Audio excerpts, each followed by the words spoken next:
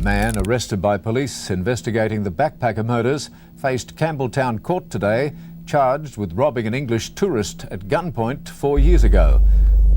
Ivan Robert Milat was questioned yesterday after a big police operation ended in a series of early morning raids. The Belanglo State Forest, a sprawling expanse of wilderness in New South Wales, Australia.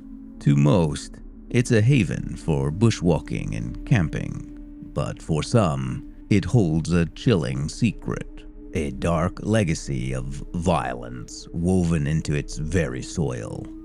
It began in December of 1989 when a young couple, 19-year-old Deborah Everest and James Gibson, set off from a Sydney backpackers hostel to hitchhike to Albury on the north-southwest Victoria border. They were never seen alive again. Their disappearance was the first in a series of chilling events that would forever haunt Australia. For months, Deborah and James's fate remained unknown. Their families clung to hope, but as time wore on, their hearts grew heavy with fear. The first chilling discovery came in September 1992.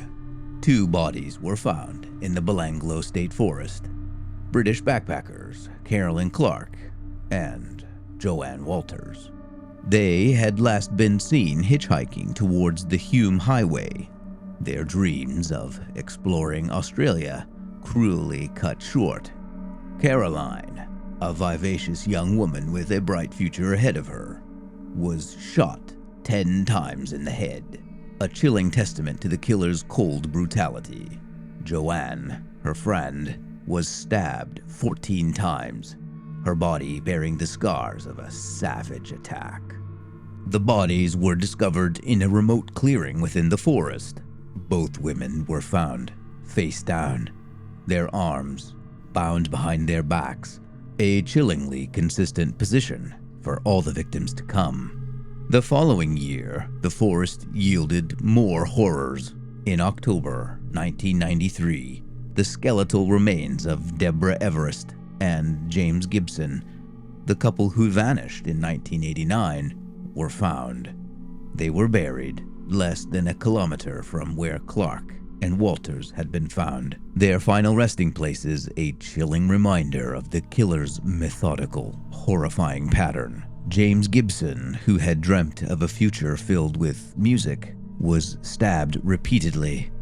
Deborah Everest was beaten and stabbed, her face forever bearing the mark of her attacker's rage. Their bodies, like the others, were carefully concealed beneath leaves and branches, as if the killer sought to bury his victims along with his crimes. But the forest held even more secrets. In November 1993, the body of Simone Schmidl, a German backpacker who disappeared in January 1991, was discovered. She, like the others, was stabbed repeatedly, her body a testament to the killer's relentless savagery.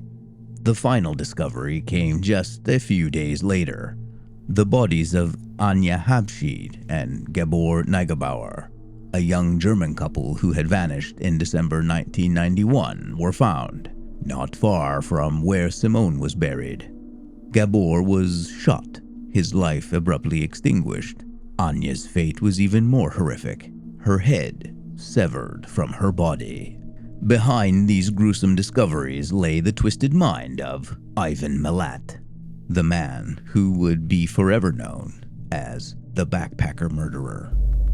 Ivan was a man shrouded in darkness. His childhood was marked by violence and instability, and as an adult became a man who reveled in the thrill of danger. His brother Boris described Ivan as having a different psyche, a chillingly accurate assessment. Boris recalled he was going to kill somebody from the age of 10. It was built into him. Even in his early years, the seeds of darkness were sown. His siblings shared chilling stories. I heard about it from his mates, you know. They'd all boast about how they'd go out at night and do things with machetes. I heard he cut a dog in half with a machete while he was growing up. By his early teens, Ivan's path was set. He was already committed to a life of crime. He spent time in a juvenile detention center and was involved in a string of offenses, including theft, robbery, and even rape. His crimes escalated over time, and his prison sentences grew longer. But he never showed any signs of slowing down. Between his multiple stints in jail, he worked on and off for the Roads and Traffic Authority, a seemingly mundane job, but one that allowed him access to unsuspecting hitchhikers. It was the Belanglo State Forest that became Ivan Milat's hunting ground. The forest, a place of beauty and promise to others, was a chilling playground for him. The young backpackers, lured by the promise of adventure, became his prey. Carolyn Clark, Joanne Walters, Deborah Everest, James Gibson, Simone Schmidl, Anya Habshid, and Gabor Neugebauer. Their lives, full of hope and dreams, were extinguished by the cold, calculating hand of a man driven by a dark, twisted desire. The police investigation focused on the Milat family, and soon Ivan emerged as the prime suspect. He had the knowledge of the forest, the experience with violence, and the access to unsuspecting victims.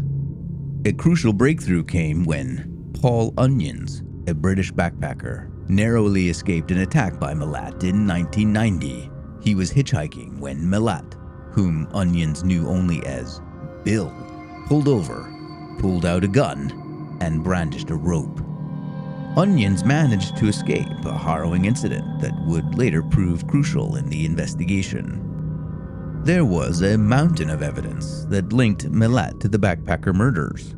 The discovery of items belonging to the victims at Milat's home, combined with Paul Onions' account, solidified his connection to the crimes.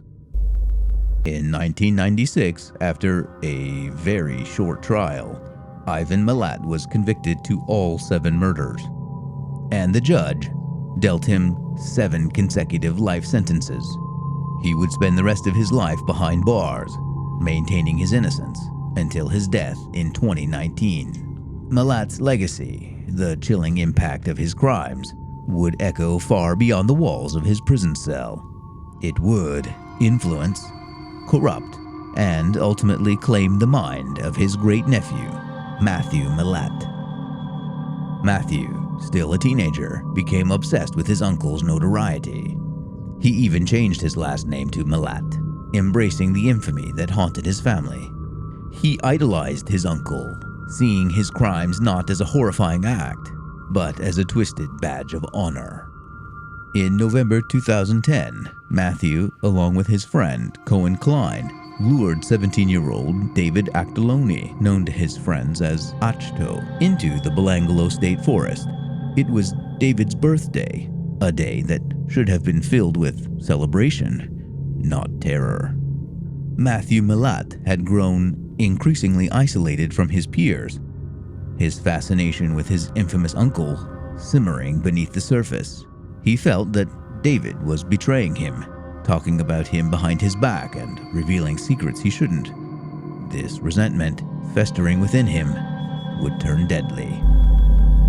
A recording of David's murder, captured on a mobile phone, reveals the horrifying truth. "You wanna die, man? You wanna get in my business?" The young victim, terrified, pleads for his life. "Look at the dirt, Achto.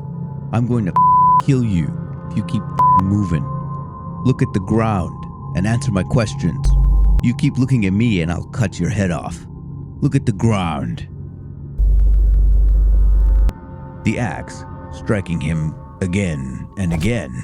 The recording captures this, the final guttural moan of a young life extinguished. This chilling act of violence, committed in the same place where Ivan Milat took his victims, solidified Matthew's status as a copycat killer. A copycat killer is someone who mimics the crimes of another notorious killer, often driven by a twisted desire for notoriety. These killers seek to emulate their idols, drawn to the dark power and attention that comes with their actions. Matthew Milat was sentenced to 43 years in prison. His actions serve as a chilling reminder of the potential for darkness within humanity, the twisted desire for notoriety that can consume even the youngest of minds. The Belanglo State Forest remains a place of both beauty and terror, a chilling reminder of the darkness that can unfold in the most unexpected places. The legacy of Ivan and Matthew Milat serves as a stark warning. Even in the heart of a seemingly peaceful nation, the seeds of evil can blossom, leaving behind a trail of pain and fear that echoes for generations to come.